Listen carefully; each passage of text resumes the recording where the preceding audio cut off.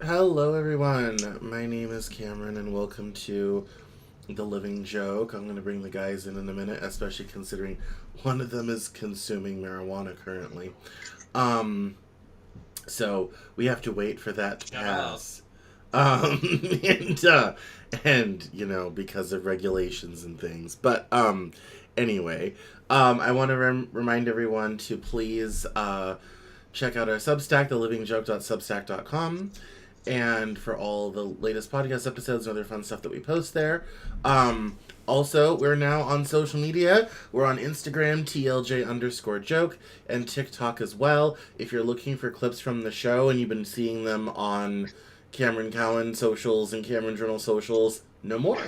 Everything's moving over to our own dedicated stuff. I think the next one we need to do is a Facebook page.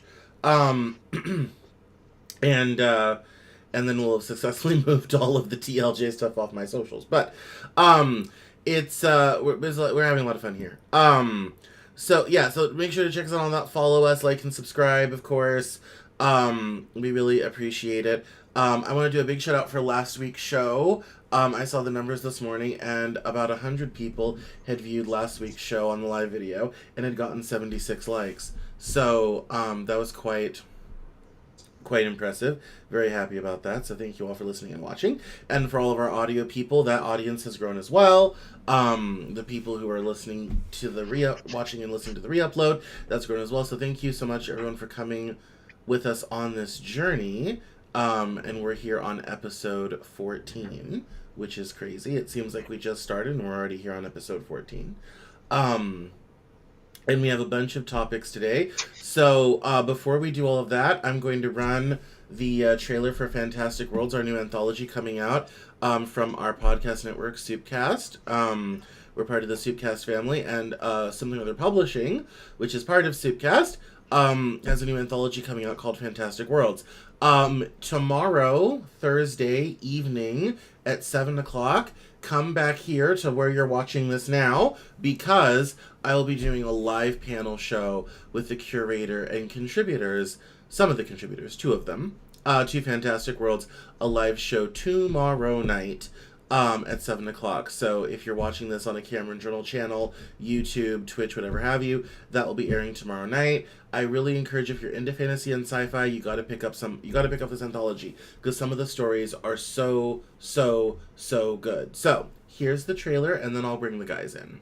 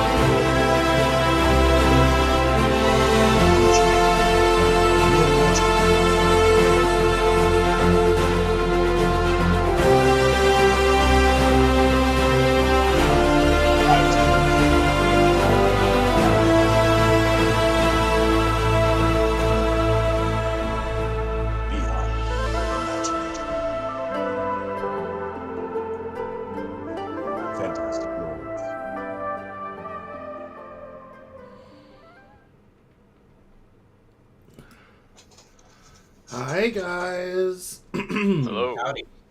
Hello. How are y'all? Good, brother. How are you? It's been a long day already, which is fun and fantastic. I was working late into the night last night. I did not get as much done as I wanted to. I never do. But it was good, and the gray in my beard is just getting so much worse. Like, it's Nonsense. I am well. Gray The is a current sign. one I hadn't when I combed it a moment ago. I hadn't seen this big long one in the front. That's yeah. So that's character. No longer. No, that's annoying, is what that is.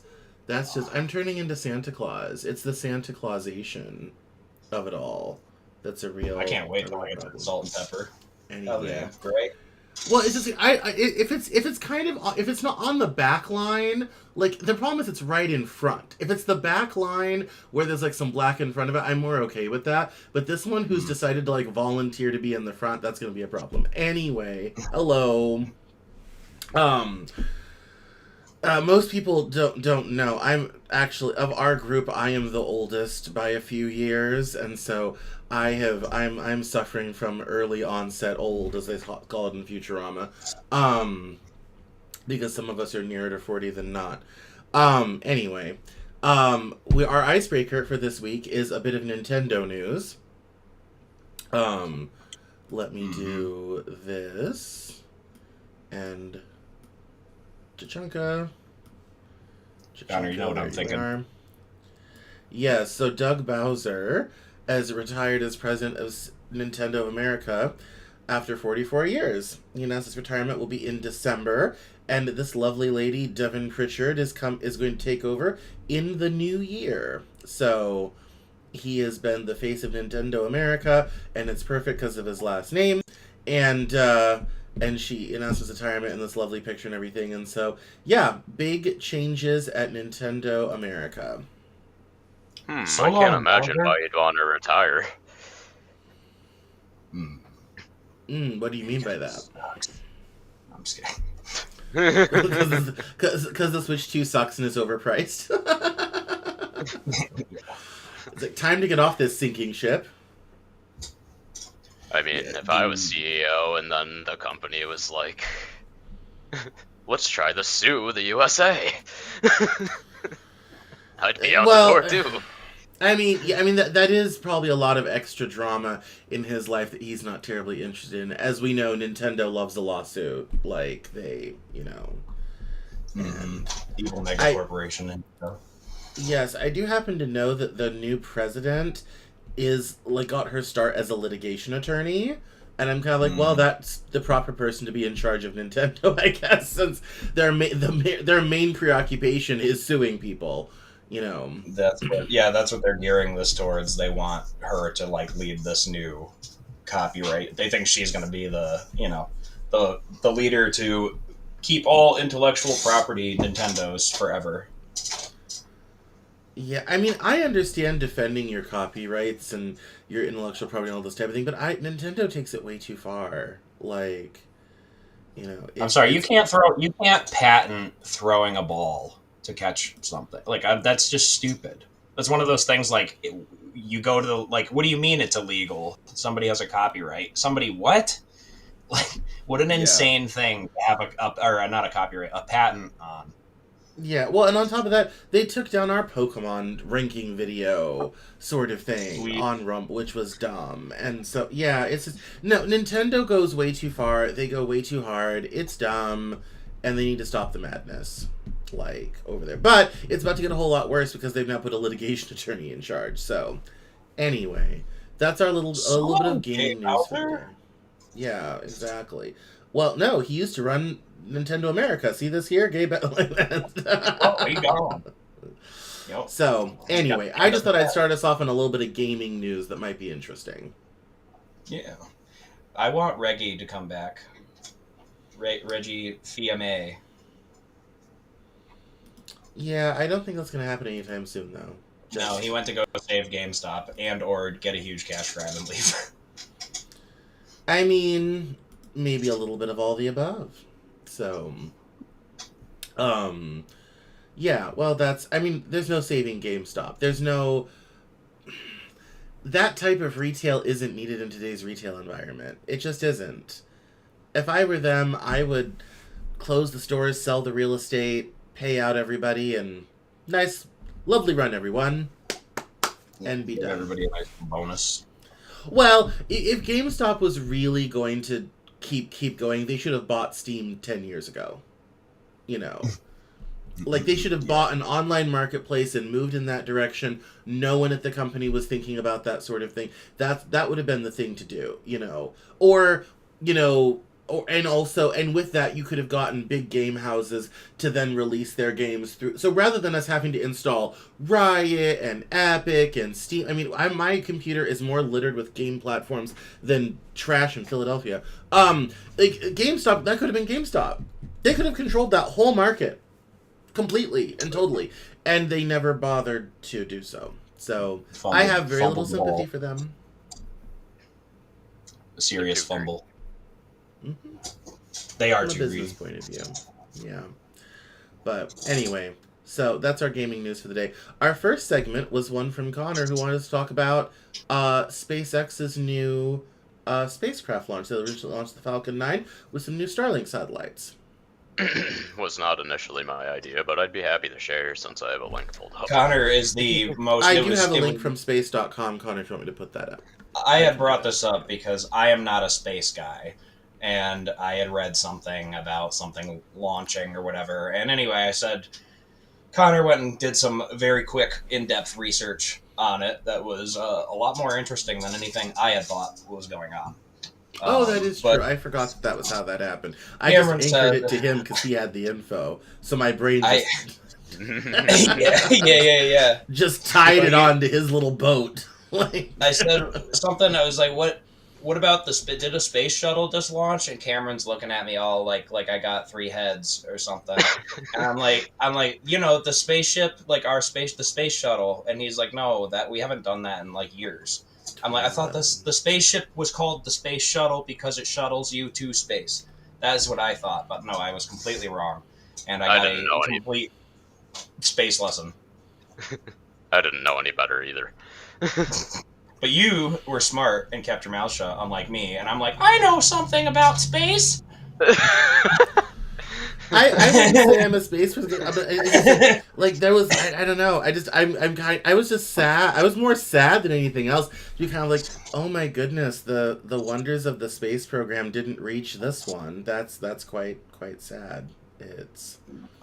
Did you miss the whole when the space shuttle program ended and the shuttles were decommissioned and they were sent to museums? There was one that got pulled through a town by a Toyota pickup. It was a huge promo thing. Like, yeah, I thought. Yeah, well, you know how you talk about like the buffoons that didn't focus on history and were just in the math and numbers. That's me. Yeah, I thought that they were still. I didn't know any of this. I thought that we were still sending stuff into space all the time. Well, we are just not on that platform anymore. Well, but yeah, I didn't realize that there was like a platform change or anything. I just thought it was all like the same thing. I thought shuttle was kind of like a general term that everybody used. I didn't realize it was specific. No. That was the colloquial name for the space transportation system. That's what it was called. And yeah, that was the little plane with the little stubby wings that's very familiar. So yeah. Don't tell that to a Gen X person; they will choke you. Those people are for them. It was the new thing. So you have to remember the space shuttle came out in the late 70s. They launched the first one in 1982, I think. Mm-hmm. And it was very revolutionary because it was the world's first reusable space ship sort of thing. And it was supposed to make space travel cheap and inexpensive. It did none of those things, by the way. It cost a fortune. But yeah, it was, and so it was. So when Challenger happened in '86, there was a lot of kids who were children in the '80s that saw that on TV because it was a big national event sort of thing. Because I think that was only the 3rd or 4th shuttle launch they'd ever done, and so it was a big thing. But I mean, it lasted. I mean, that program lasted for 45 years. I mean, it lasted a very long time, and it was not supposed to last that long. It was extended several times. The Bush administration did kind of snake us on that one. They were supposed to do a new version of the space shuttle called the Constellation program, and the Bush administration chose not to fund the new Constellation program. And so NASA, even getting to the International Space Station, we had to rely on Russia and the Soyuz program for years and years because we didn't really have a reliable way to get humans up there, so it was the Russians doing it. And the reason that we had the astronauts stranded is because they've been trying to build a new, hopefully inexpensive, system, and now we have a lot of a lot of private space contracts from Boeing with their Starliner that failed and left those two people up there for almost a year, and then now obviously with SpaceX, and that gets into our Falcon 9 story. Connor, go ahead. Oh, well, I did think this was cool because I didn't even know that these were a thing. A recent SpaceX Falcon 9 launch took place on Sunday, September 28th at 7 p.m. and blah blah blah. They launched 28 Starlink satellites into low Earth orbit. I had no idea what Starlink satellites were. I guess they're like... You said they were clusters, Cam, but it sounded like they each contain like hundreds of mini satellites. Yes, well, they're packed in a round sort of thing, and then once it's launched, they then spread out to where they're supposed to go. They deliver the internet from space to people. Yeah, I thought that was cool. Yeah. It's let's see, some interesting facts. The first stage landing, they successfully landed on the Of Course I Still Love You drone ship. Cute name. And then residents in areas of Santa Barbara, San Luis Obispo. I'm sure I just butchered that. San Luis Obispo, but go ahead.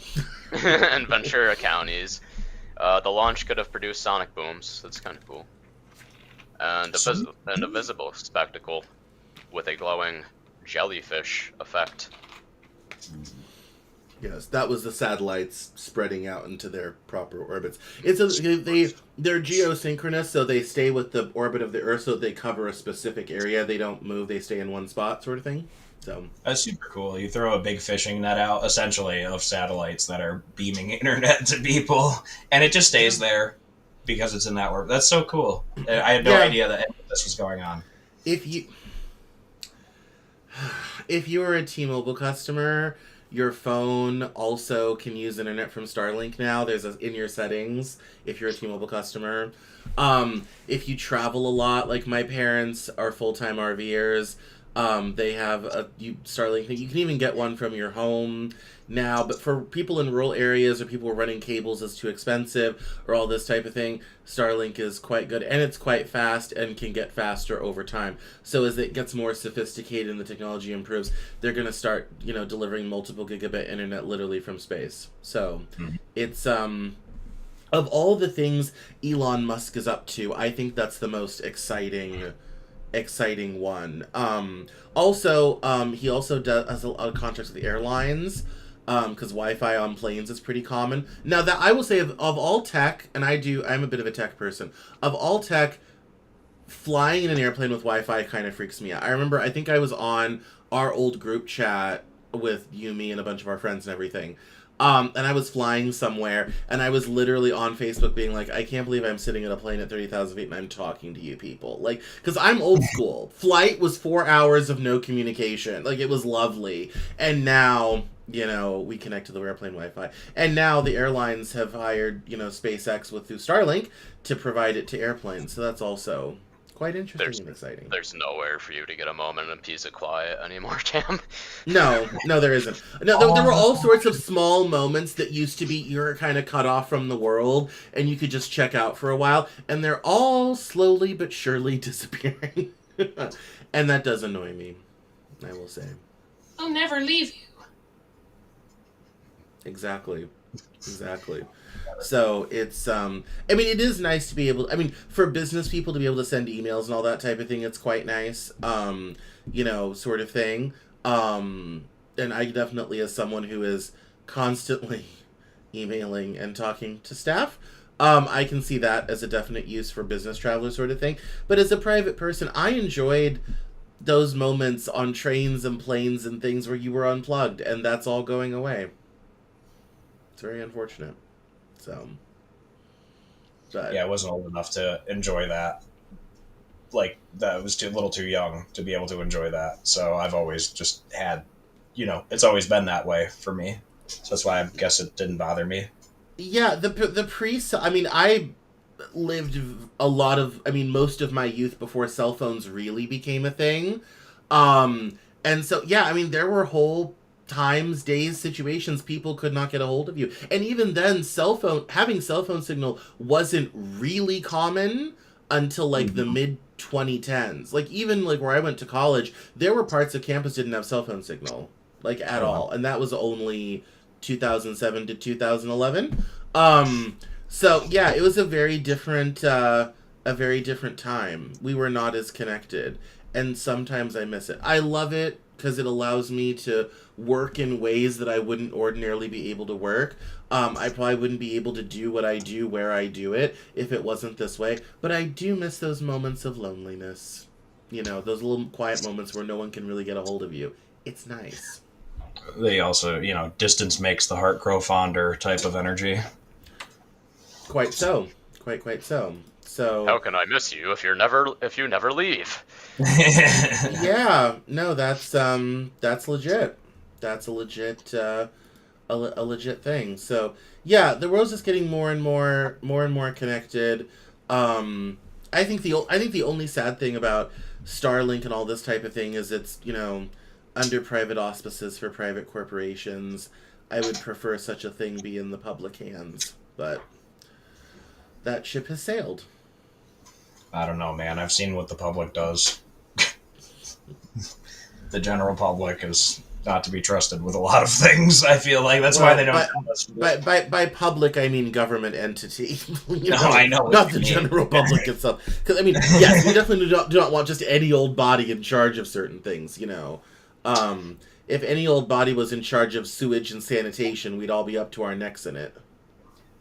Well, I mean, is that in combination of Gavin Newsom's title? Because the San Francisco people he's not doing a very good job over there. Well, no. I mean, to your point, when you don't have people who are busy cleaning up, this is the problem. This is why Philly has a trash issue. San Francisco. I mean, I always tell the story. The first time I ever went to Capitol Hill in Seattle, there was literally a guy taking a shit in a bush as I was pulling into the Wendy's. And that was quite a many years. That was over 10 years ago now. And that was kind of like my introduction to Seattle, and it wasn't as bad then back in 2014 as it is now. And so yeah, it's a huge a lot of mental illness out there, a lot of unmedicated people, a lot of drug addicts, a lot of poverty. Yeah, and as someone who has worked with street people, sat with street people, all this type of thing, there's a lot of things people misunderstand and don't understand about that. But regardless of what transpired, government, I mean, having lived in a city who's kind of known for having the problem and watched government fail to handle it for years, there's definitely a lot more that government could, and should be doing in a lot of places to solve a lot of those issues. And, hopefully now we have the right encouragement and the right incentives to actually get busy about it. Because for a lot of people, I mean, I'm the type of person, I'm willing to tolerate a lot of problems with quality of life in a city because I love living in a city. I live in the burbs right now and I die every single day. A little bit. 0.01% every day. Sort of thing. But most people really don't, like, especially if you come from a nice, quiet, clean suburb like the one that we live in, which is quite old, but it's very clean. I mean, I left my car running in the yard and no one touched it. That's where, we live in a very lovely area. Sort of thing of most people, when you come from this environment and you go to a busy, bustling downtown center with someone selling watches, someone selling fake purses, a man is shitting in a bush, all this type of thing, most people run, not walk home back to where they came from. And so I think it ends up with this perception and this idea that these places are fundamentally unsafe because people, want to have that same lovely experience they're used to in a city center. And I'm not saying that's an unfair expectation. I don't think it is, but it definitely creates interesting debates and conversations about how to deal with people in the public and how to deal with homeless people and mentally ill people and all this type of thing. And I think most people are just kind of fed up with it all. And I don't blame them. I will give them that. I don't blame the frustration. It's real out there. When Ron DeSantis whipped out the San Francisco poop map, oh my God, it was like the biggest Chad move I've ever seen. He's like, here's San Francisco. See all the stuff in red? That's active daily reported sightings of feces, human feces. And the whole county, the whole like city limits is just blanketed in red. There is poop everywhere. The Ron DeSantis poop map. But yeah, it's the thing like Seattle and like Portland, and it's like, yeah, you can show all like the little like fairy tale lovely touristy places you want that make Portland or Seattle look wonderful. Go walk down the back streets. Go walk over that neighborhood at night. Tell me how you feel. Go walk down one of them creepy tunnels with no lights and there's garbage and like fucking people pissing and shit. And there's like a fent zombie at the end. You know, a guy, he's just like holding onto a shopping cart high out of his mind. Tell me you feel safe. I mean, people kind of forget. I mean, I lived very near the lady in Seattle who literally did crack on a couch she had out in front of the courthouse for months, and they never moved her. I drove by her, like, on the way to the Walgreens to get, you know, toiletries and things like. No, I mean, and there's, I mean, especially with the pandemic, they let people sleep in RVs, whatever have you. There was, next to the train yards going south on 4th in Seattle, squalor is the only word to describe what a lot of that area was. And towards the end of my time in Seattle, a lot of people in the International District, which traditionally is a combination of Japanese, Korean, and Chinese, there's a lot of older people who still live there because that's their neighborhood, that's where their church is, that's where their community centers are. The signs are printed in 8 languages. And so they really felt like the rest of Seattle was kind of pushing the problem southward and into their neighborhood. And a lot of the older Asian ladies who had started to get attacked in the street pushing the little metal carts to get their groceries at the H Mart, really felt like the city was kind of just dumping the problem on the International District unfairly. And there's definitely some truth to that, because the nicer neighborhoods where wealthier people who donate to mayoral campaigns live tend to not have those issues, oddly enough. So it's like you're not going to find a lot of homeless problem in South Lake Union where Amazon is, or in Magnolia, or on Bainbridge Island, where Linda Evans lives. You know, you're not going to, or Mercer Island, which is named after one of the founders of Seattle. Like, you're not going to see those problems in those locations. But I lived at 6th and Yesler. And if you want to see that on a Google map, it's not a great part of town. I'm a full-time artist. I don't make a lot of money. So, like, I lived in a not great part of town. My car is broken into 3 times. I've told the story. It's a whole thing. And that's something where, and people want to be able to go into cities and have fun and see sights and attractions and shows and all this type of thing. And they want to do so in a safe, clean environment. I don't blame them. Not even that. People just want to be able to live without getting mugged or shit. There's people that live in these ghettos in these neighborhoods that want a better life, and it just keeps getting pushed to the side. And it's like, yeah, because they don't take care of the crime. And like you can call anybody in this chat who sees this later. You can call me a bullshitter. You can call me whatever. Having worked directly with law enforcement for years and in the medical field for years, and I'm still a licensed medical professional. There are places where cops will tell you they just do not go. They will not go because it's not. Oh, you're going down. Oh, it's down on 5th and whatever. Oh yeah, no, we don't go down. It's a no-go zone. Yeah. So it's either, if it's like a single cop car, say it's like domestic violence or something, they're not going down there. No. You gotta wait. You gotta wait till like 3 or 4 other units come with you. Yeah. Everybody was yelling at Trump over Memphis or whatever. I lived in Tennessee. I walked around, I never felt like I needed a gun until I started living there. But I used to walk around. I'm generally like a big dude. I don't really feel threatened, or people don't really start fights with me. Or anything. I don't look aggressive, but I was like, oh yeah, I wanted to go check out Memphis sometime, and they're like, do you have any black friends? And I'm like, no. Like, I just moved here, and they're like, yeah, I wouldn't go if you don't know somebody, because they'll just kill you if you go down the wrong place. Like, Lil Boozy has a great quote about that. He's like, no, we don't battle rap. No, we don't. That's not a thing. That's an East Coast thing, because if you battle rap down here in the South, they'll come up to your house and kill you. No, I mean there's a lot of factors to the homelessness, crime, and street problem, but I still maintain, and I've had multiple members of law enforcement say this, you could cut crime in any American city in half by literally arresting 300 people. Like, Yeah. arrested and crime immediately falls by half, which makes everything a lot easier, to manage, sort of thing. And that even gets into, I think the frustration people feel with the way the legal system has begun to work. On the NewsHour on Monday, I covered this long thread someone wrote about the Charlie Kirk thing. Don't necessarily want to jump into that. But the other story that week that got overshadowed by that was a young Ukrainian woman named Irina something or other, something Russian, and she got stabbed. So close together, yeah. Yes, she got stabbed in a subway by this guy who was a repeat offender and had been let out 14 times.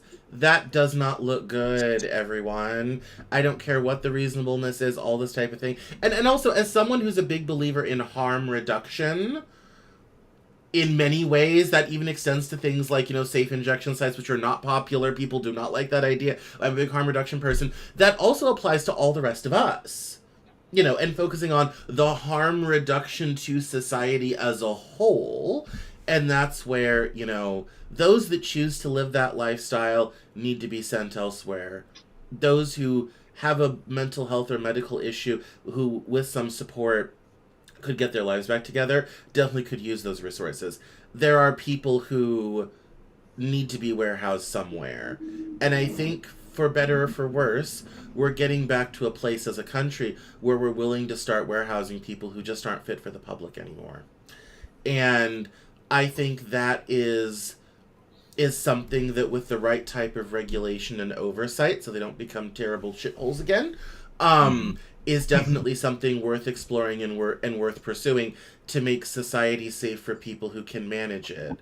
And that, and the thing is, I've seen supportive housing work incredibly well. The city of Tacoma built a wonderful community. There's a lot of rules and regulations, but it's clean. People go to work, people have cars, they rebuild their lives there, and they eventually move on. I had a buddy who lived in one, and even he kind of got his act together. I've even seen, rehabilitative semi-supportive housing work really well. I also, because I have weird friends, I even know someone who will be living in supportive housing with a social worker for the rest of his life. But fortunately, he lives in a state that spends money on that, and so he's able to live in an environment where he can thrive and contribute to society. We have to start exploring these systems and options, because what we have isn't working. And it shows. It shows when a young woman gets stabbed in the subway. It shows when all of these terrible things happen. And if there's any one thing I definitely blame my political party for, is we do not talk about and address these things enough. And we've totally ceded the argument to the other side. And this isn't a political show, but it's quite telling when you have half the country, the other major political party, that won't even talk about it. And I find that very frustrating. Now, over on the Cameron Journal, we have no such compunction. I'll yak about it all the time. But there's a lot of people that, people want to be able to go around and feel safe in public, and I don't fault them for that. Not one bit. And no one should be forced to drive by a man taking a shit in the bush trying to get a burger at Wendy's, as happened to me.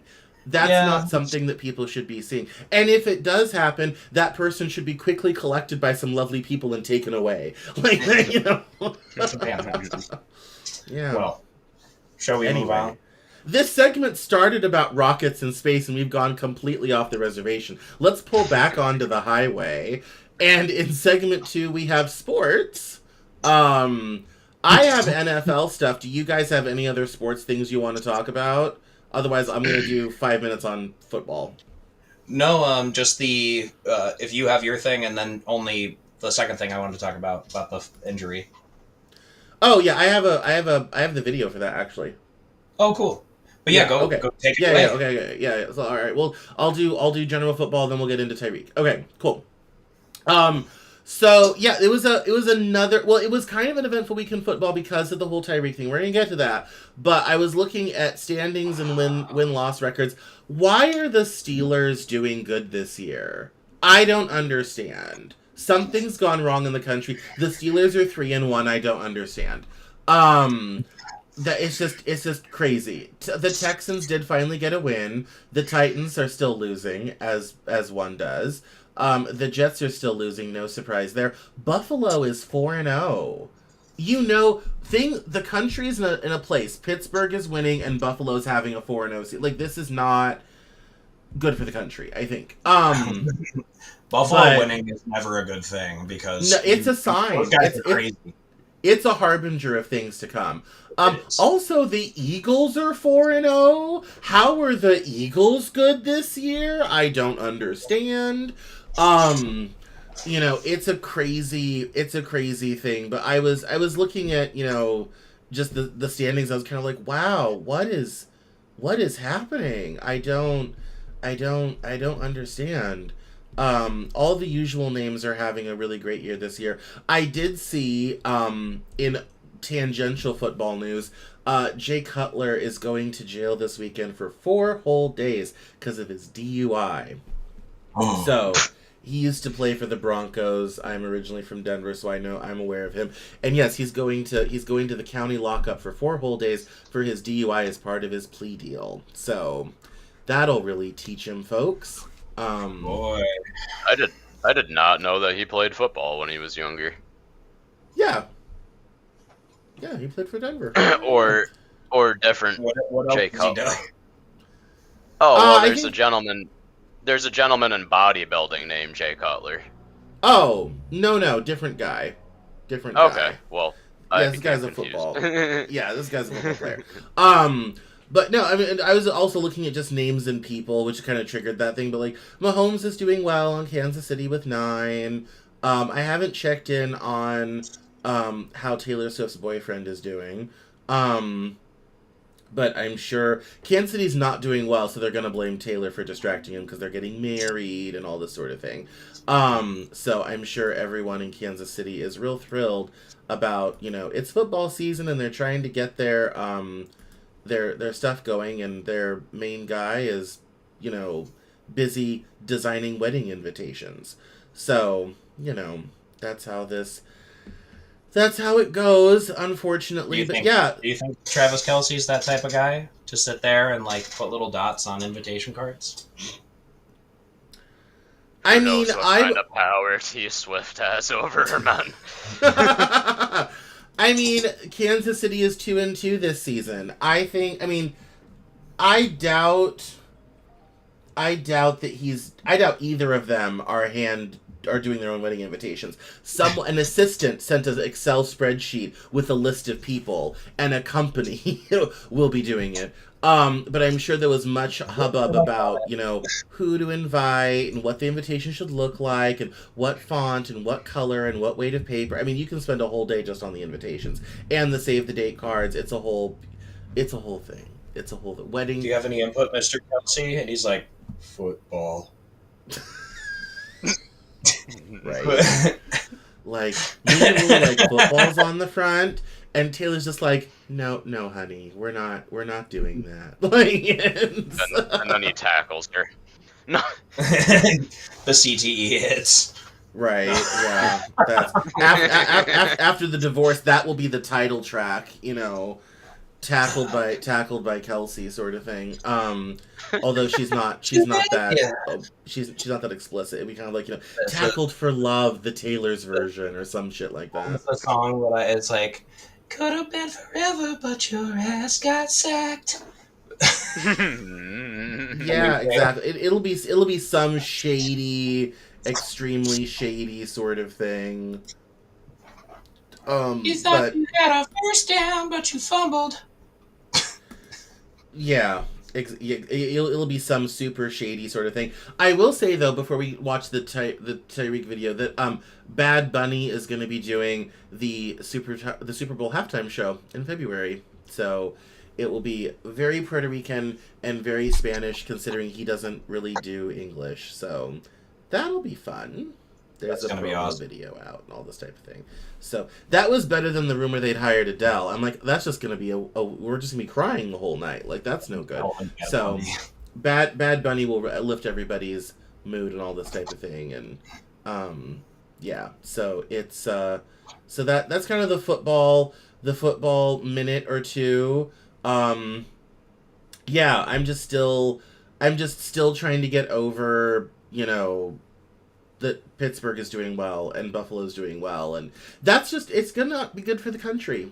So just not good for the country.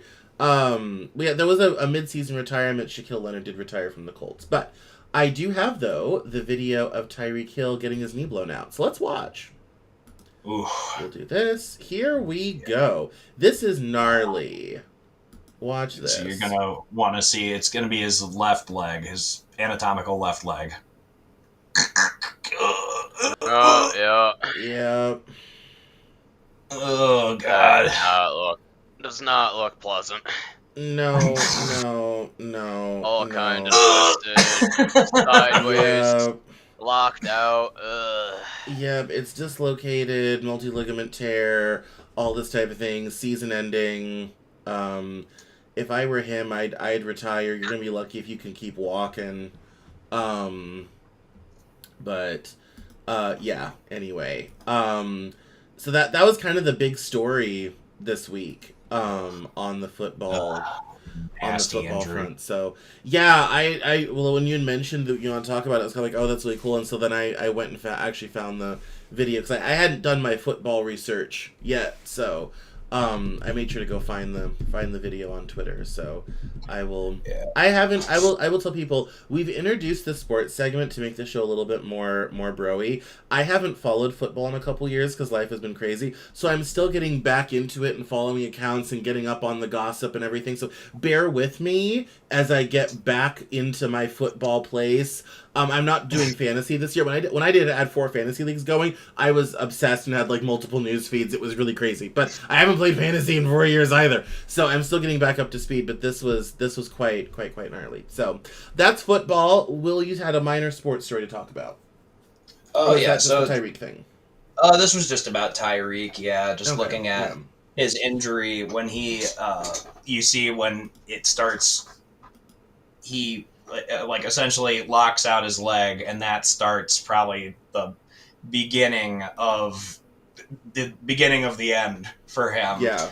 When it's stiff-armed, he got locked in, the weight twisted it, he came down, and it twisted his leg like a Ken doll, or like Lord Farquaad with the gingerbread man legs. Just twisted it around like an action figure, and the femur and the thigh stayed, but the knee couldn't take it, and it twisted. It most likely ripped several of the ligaments off of from the guys that held that guy's knee together, and like his what the heck am I trying to say? Not his the leg bone. Anyway, your lower leg. I'm having a brain fart. But anyway, yeah. So probably 7 or 8 different ligaments. A fibia? Yes, thank you. Jeez, having a brain fart. Your tib fib, yeah. So he definitely completely severed that off. That's twisted around. Hopefully his artery is okay, but it's probably hurting. It's probably pissed off at the least. Yeah. Gotta watch out for blood clots too, seriously, because if you crumple a thing like that, blood clots and circulation issues are a big problem. Yeah. No, absolutely. Yeah, that's yeah. If Good I luck, were him, Tyreek Hill, heal up. yeah. If I were him, I'd take a retirement and be glad I could walk. But anyway, so yeah, a terrible injury. I hope you're okay. I hope you get back on your feet. No pun intended. But, yes, I mean literally. Hope things work out for you. No, literally on your feet. So it's so yes, that was a bit of our sports segment. Segment number 3, we're gonna play a little game. So this is new. I came up with this new idea that we could play a game, and it's kind of a bit related to sports, but not really. we're going to do a non-sports fantasy draft around a given subject. So, the way we play this is we have to pick a thing, a category of something, and then we go around and we draft up what the best things that we think for this certain item, and then we will kind of see who has the best list once we have 3 to 5 things. So, to make this easier on ourselves, I'm going to scroll down to the end of our working document and start a new page so that we can keep track of this visually. Non-sports fantasy draft. See, if I were really on top of this, I would have done this before the show. But we're not that clever here. So, we're going to start with category, and then we'll do lists. Will, Connor, and Cam. So, category of things. I was going to throw it out to see if anyone had any ideas, and if you don't, I do have a couple. So, categories of things. What are we thinking would be interesting? I was inspired by the recent reminder of Wanta Fanta and the Fantanas, and I was thinking our first category could be sodas. Sodas? Mm-hmm. Soda! Sounds good. Okay. Yeah. Let's start with sodas. So, so we're gonna start Fanta in the with fridge. right. So here we go. All right. So, we'll start with you, Will. So your the first soda you want to draft onto your perfect soda lineup. Imagine we're serving a flight of sodas to aliens who've arrived to our planet, and they want to know what's the best stuff to drink, and you've been assigned by the government to present a flight of the country's best sodas. What would you put in your flight? And we'll do 5. What's your first pick, Will? Is it currently available sodas or just any of my favorites? I will say it currently has to be on the market, because that will knock off things like Tab and things like that haven't been produced in decades. So let's say it has to be on sale today on October the 1st, 2025. Okay. My first pick probably will be Vanilla Pepsi. Vanilla Pepsi.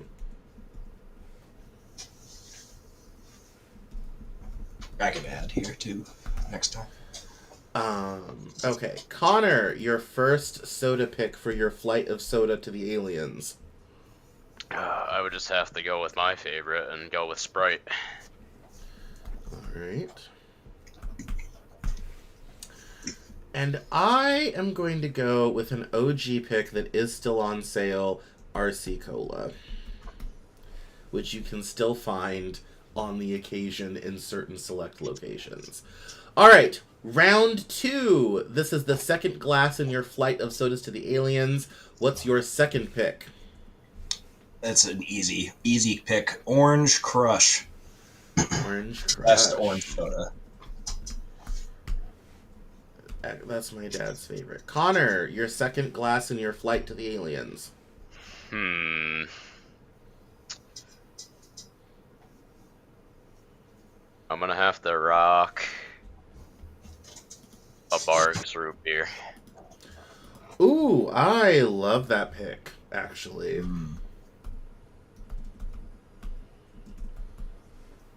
Okay. Now, and for my second one, I will go with...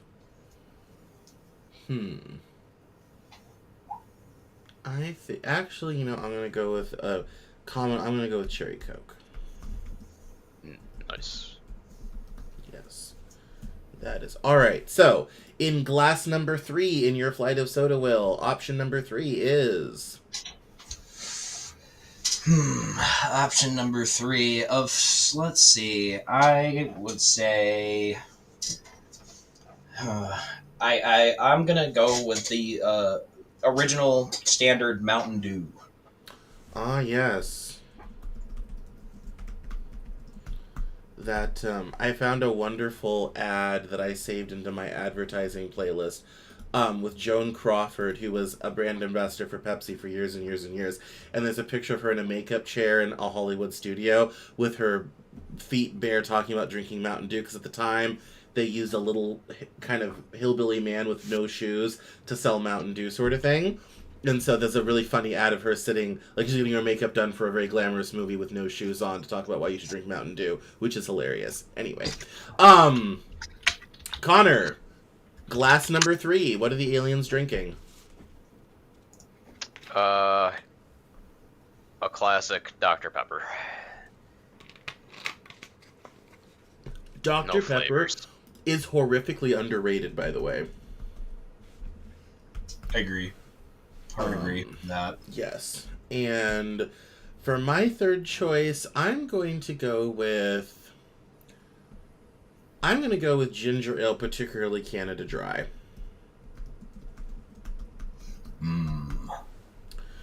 That Strong will choice. cure everything. If you got it, ginger ale will cure it. And Schweppes is disgusting.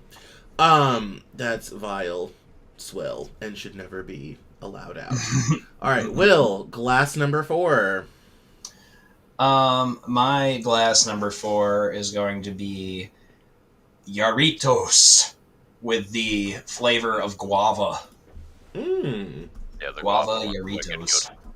Oh, so good. Yes, that is an excellent decision. Connor, glass number 4. Well, I might be breaking our rules, but oh well, because Mountain Dew is still on the shelves, but this flavor was a limited time. It would be the Pitch Black. Oh, it's still around. Oh, it is? yeah, that's still around. Yeah. Pitch Oh, Black nice. Mountain Dew? Yeah. Yeah. Great Yeah, it's- flavor, kind of sour, delicious. Absolutely. No, that's an Yeah, every once in a excellent- while you find it around here, but yeah, they still make it. Yeah, it is hard. It is super hard to find, though. Like, super, super hard to find. I am going to go for my glass number 4. I'm going to go with my own special suicide. And that will include Coke, root beer, Sprite, and a topper of Dr. Pepper. All right, and for our final glass, remember there's this last one. What's the finisher for the aliens? What flavor do we want to leave them with in glass number 5? Will.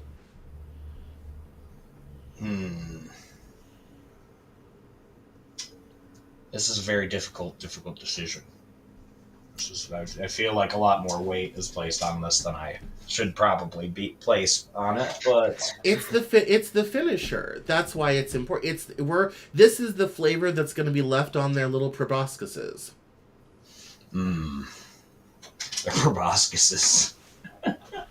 Well, they may not have tongues. They may just have little things that drink like this. I think I'm gonna go with red Hawaiian Punch. Ooh, I used to take red Hawaiian Punch and make jungle juice of that in college. I highly recommend. Yes. Great jungle juice. Yep. Yep, and I would also let it ferment so it was nice and potent.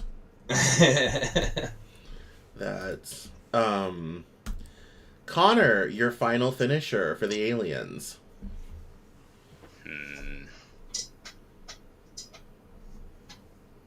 I'm gonna have to rock the Jarritos brand, but the lime flavor.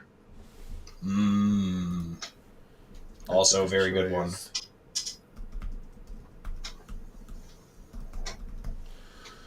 All right, and my finisher, I think it's always best to finish on, because we've had dark, light, dark. We need to go back to something light. And I think I'm going to go with Cherry 7-Up. Ooh, nice. Good pick. Yes. So now I'm gonna do a little twist to this game. Because, like, in a football draft, you can change things around every week if you're in a pick'em pool, rather than being stuck with your thing for the whole season. So, I'm going to say that given that the aliens are going to drink this in order, would you change the order of flavors the aliens are experiencing? You have one chance to change. We're going to start with Will. If you want to change the order they're going to drink it in, now's the time. I am fine with my order. Oh, see, I would have swapped I would have put the Pepsi at the end because you have a lot of fruit. That's interesting. The Pepsi, I find having, I don't know why, but the richness of the Pepsi and the vanilla in the beginning is like, I don't know, it kind of sets the mood, and then everything gets brighter as you go towards the end. No, that is true. See, yeah, no, that's a good point, because I was thinking, like, the vanilla finisher. I was thinking, oh, that'd be a really cool... but no, I get where you're going from. Okay, Will, you're locked in. Connor, you have your one chance to change your order. I'm going to make a lot of switches, so I'm going to also add to the document. Okay, go ahead. I'm gonna start them off with the lime Jarritos. Okay, that's a strong choice. And then I'm gonna hit them even harder. Oh shit! With the Pitch Black Mountain Dew. Okay. I think I'll put the root beer in the middle. Dr. Pepper fourth. And then for that nice, refreshing, like, palate cleanser, give them the Sprite last. Ending on the Sprite is a clutch move. That's a very smart move to end on something very clean and refreshing. Yes, that's why I had the same thing with the cherry 7-Up. I want that to be the finisher. The only change I want to make is I'm gonna switch the ginger ale and my special suicide because I would like to go from very intense to less intense as they move through the flight. So it's like dark a lot, kind of fruity but still a lot, and in the middle we have this very kind of heavy but weirdly refreshing sort of thing, and then we brighten things up with the ginger ale, and then we finish on the cherry 7-Up. So that will be the only change I'm gonna make. So no, this was fun. I love this list. So here's now what we're gonna do. When I post this episode to Substack, if you're watching this, if you're interested, you want to make suggestions on all this type of thing, go over to thelivingjoke.substack.com and comment on this episode. The soda list will be there. What do you think? What would you change? Which 5 sodas would you serve to the aliens? This is our first interactive moment. We're interacting with the people. So go over to our Substack, thelivingjoke.substack.com, subscribe, and you'll have us delivered to your inbox. But also make sure to comment on our soda non-sports fantasy draft, and I'll write the story about how the aliens have come to Earth. We've been ordered to prepare 5 sodas for the aliens, and here's what we came up with. So, yeah. So that's kind of the end of this. Did we have fun? Did we enjoy this? Oh yeah, that's a good idea. All right, well, we'll do it again. I think it was a lot of fun, especially for a show that's already gone all over the place. But so for our dessert, which is kind of how we end the show, we start with an icebreaker and end on a dessert, which is a fun production thing we do, but we kind of we never really tell people about it. But for dessert, we're going to be watching a trailer. I don't have the link to it, Connor, so if you could put that in the document so we can watch it, that would be lovely. We can do the link, or I could just narrate it even if we wanted to. What do you guys think? Do you want to let it play and then you can kind of talk over it? We can let it play. I'll turn it down real quiet and you can talk over it. So, all right. And hopefully they'll be nicer than Netflix was over Ragnarok. Ooh. Yeah, Netflix. We're trying to promote your shit. Right. And we were talking. It was commentary. It's fair. I put in a fair use claim. They said no, but I did. I'm like, Of course, we're not. it went to a stealing bot. it. Yeah. They go right to a bot. It's like, what's the point? It's just going to get auto-declined by a bot. Why do you even have it? Yeah. So, all right, here we go.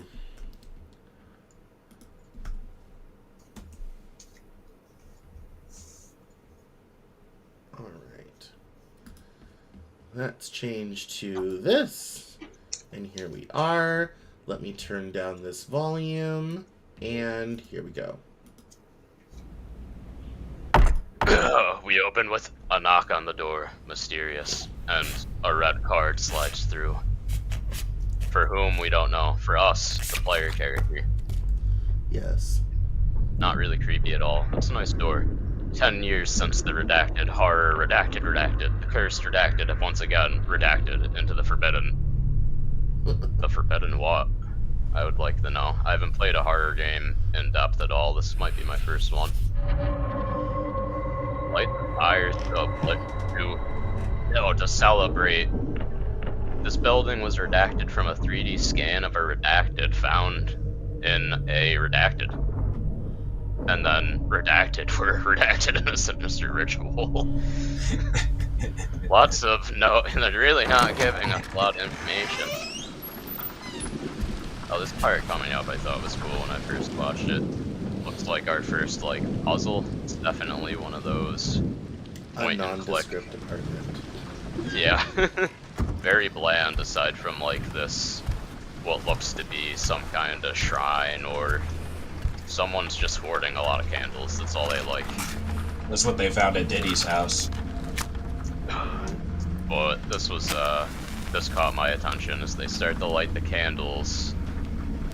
It looks like maybe, I wonder if that's in-game right there, or if it's just all for the trailer, but it kind of looked like it switched through. I wonder what the single picture of the eye on the wall about too. I didn't hear the person yell when I first watched it. We lit a baby on fire. A candle baby, but then a real baby started screaming. It also looks like one of the candles is just ahead, down there on the left. Oh, it does. Kind of blurry. Oh, it is. Yeah, it is. Oh. It is, yeah. Yeah, and then as they light this one, creepy. It's And bleeding. It everything looks like a starts limp to truffle. Worms. I don't mind worms, but I could see how that would gross some people out. This looks definitely just the opening thing. There's a mid-looking person looking frightened. And a Geiger counter. Yeah. She's got It's not poo-poo. 3.5 Ronkin, it's 15,000. It looks like they played too much with the henna. They got it all over their face. Mom found the poop drawer. No. Ooh. But more screaming. She's got That me. hurt. Giant hands. That would be like if Anne came up to me and grabbed my face. That was actually me. That's Cameron. That's how Melania held Zelensky's face when she went to Ukraine. Yeah. Yeah. I'm gonna save you! It looks like that could be fun if there's actual puzzles and stuff, but if it's just kind of interactive and then creepy things happen, not really interested. Well, it's from our You mean dear if it's friend. like a hallway? Yeah. I mean, it is from our dear friend Hideo Kojima, so I'm sure it will be weird, because that man, his brain. There's bound to be a lot of puzzles and bullshit in it, if I had to guess, but monster hallways or monster closets and jump scares are it's a walking if it's a walking simulator that has jump scares in it, then it's just gonna be boring. But yeah. Oh, look, I'm hopeful for it. Future guest of the show, Hideo Kojima. Yeah. We're talking to his agents currently. I still the people don't know, this has kind of become a running joke. When the network asked us for what type of guests we would want on the show, they sent me over a list the AI had put together of who would be the best fit for us to talk to, and at the top of that list was Hideo Kojima.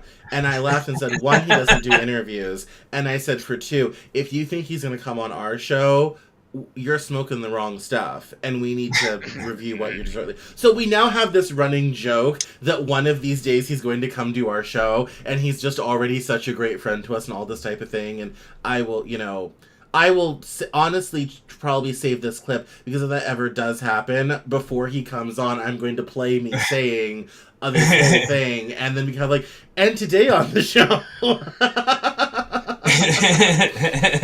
So we gotta keep it going until he gets here. Yes. Blow everyone's minds. Yeah, to be kind of like, yeah, and here we are, like, what's up? So could be one of those stupid manifestation commercials. Yes, we manifested Kojima to come be on the show. Yes, exactly. Even though the interview had to be cut together and pre-taped because of translation. But it's maybe we could get him to do the intro like you do with the solo camera, and it's like your office, but he turns around and says, "Hello, Watashi wa Hideo Kojima." Like, welcome to The Living Joke. It is my favorite show. That would be... We will bring the guys in here in a minute. Yes. And no, that would be so crazy. And yes, so that got rejected and sent back to them and said, please try again with a more realistic list. Even just people who actually do interviews and press, which he does not, but go ahead and so it's but yeah, no, thank you for suggesting that. It looks very interesting, so it'll be interesting to see what Are you planning on watching gameplay to see if you want to get it, or are you trying to avoid spoilers? No, I don't want to watch any gameplay. I've never really played just a true, to the core, horror genre game before. So, could be a good first. Could be a good first, could be an awful first. We'll see what happens. Yeah. All right, well, that's our dessert. It's 10 after 5, so, next week, potentially, we're going to have a little bit of different thing with this show. My boss and the head of our network, Wade Franson, his son is big into Pokemon, and he managed to nab a big box of Pokemon cards. He drug his father all over rural Wisconsin to Costco to get these cards. And he got one of the display boxes at Costco of the new Pokemon drop. And potentially, we think, next Wednesday, he's going to come on the show and do some Pokemon card pulls with us, which should be really cool and interesting. So, next week, this show may end up being a part 1 and part 2, where we do the normal podcast from 4 to 5, because he has to get home from school and he's an hour behind us. So, we have the normal podcast from 4 to 5, and then sort of stop it there, say hello, take a break, and then come back when he is in, and then continue on with just the Pokemon card pulls, because I imagine that'll be like a whole hour. Like, it'll be some time with all that, because it's a big box and all this type of thing. So, check our socials for that for next week. I have not confirmed this totally yet, but we may be doing Pokemon card pulls with a real life high school kid, talk about gaming, Pokemon, all that type of thing, and go from there. So that's this show. That's potentially next week. Check our socials for updates on that. Final thoughts, guys, before we go? No, it was fun. I like that game idea you had. Thank you. I try. And I'm going to be I don't know if it's not today, but tomorrow or this weekend, I've been talking and yapping about doing an art stream again.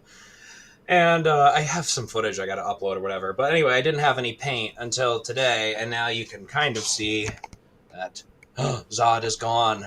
So it's actually happening. We're going to do it soon. It's going to be in the next couple days, and we'll do an actual art stream. You can watch me draw poorly on my wall with assistance. But